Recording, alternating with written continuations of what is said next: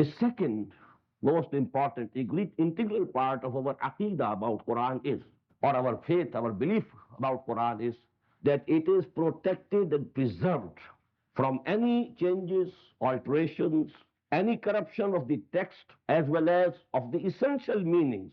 There can be difference of opinion regarding interpretation, but the essential meanings will remain the same, and especially the text will not be corrupted.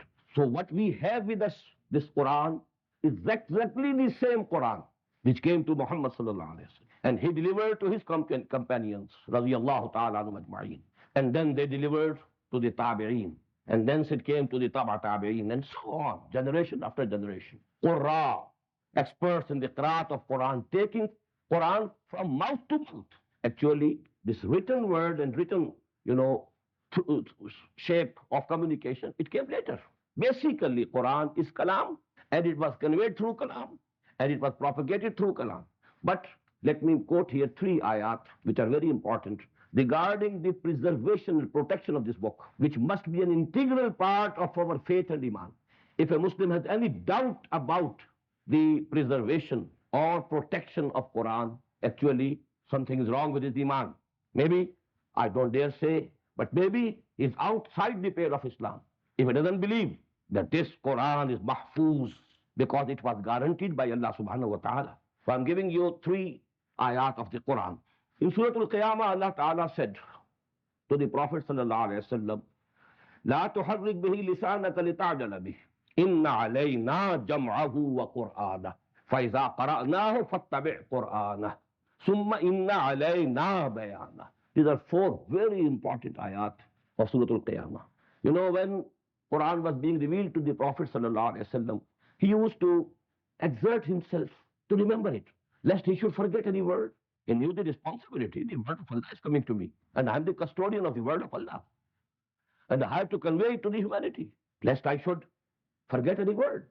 So he was exerting himself, repeating and repeating and repeating, so that he could learn it correctly by heart. So Allah subhanahu wa ta'ala assured him, لا تحرك به لسانك. Don't take this exertion, and don't move your tongue speedily with this book so that you can remember it very soon. Inna alayna jam'ahu wa Qur'ana. It's on us. We are responsible. We take the duty. We take the responsibility. You rest assured. Inna alayna jam'ahu. We shall compile it, and jam'ahu wa Qur'ana, and then we shall make you read it. So actually this Quran was stored in the heart and chest of Muhammad sallallahu alaihi wasallam by a special act of miracle of Allah subhanahu wa ta'ala. Why? Because the human effort was taken away from the Prophet sallallahu alaihi wasallam.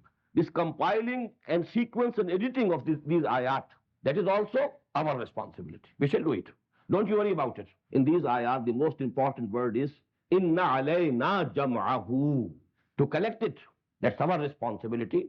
Both of these responsibilities we are taking on ourselves and absolving you, O Muhammad sallallahu alaihi wasallam. Now the second ayah is the ayah number 9 of Surah Al-Hijr. Inna nahnu nazzalna zikra wa inna lahu lahafizun.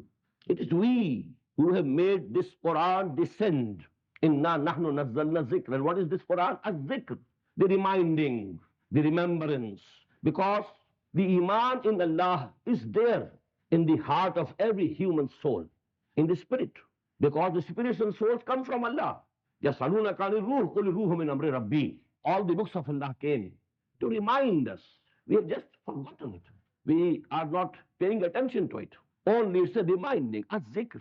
Inna nahnu nazzalna zikr. We have made this zikr descend upon you, O Muhammad sallallahu alayhi wa sallam. Wa inna lahu lahafizun.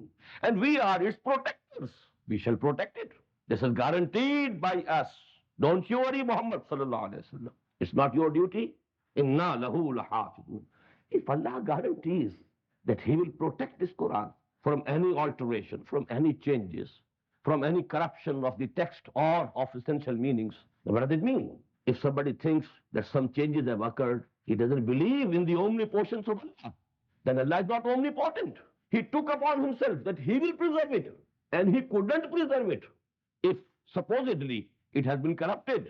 Somebody has been successful in corrupting it or making any alteration in it. Then what does it mean? Logically, the omnipotence of Allah subhanahu wa ta'ala Yes. And this is kufr. That is why I said that whosoever believes that this Quran is not the Quran which was given to Muhammad sallallahu alaihi wasallam and which Muhammad gave to his companion sallallahu alaihi wasallam wa radiyallahu ta'ala anhu ajma'in, I think that his Iman at least is not valid. And I think that even he is outside the pale of Islam. The third ayah is more profound, more important than both of these ayahs. And this is from Hamim As-Sajdah, ayah number 42. لا يأتيه الباطل من بين يديه ولا من خلفه.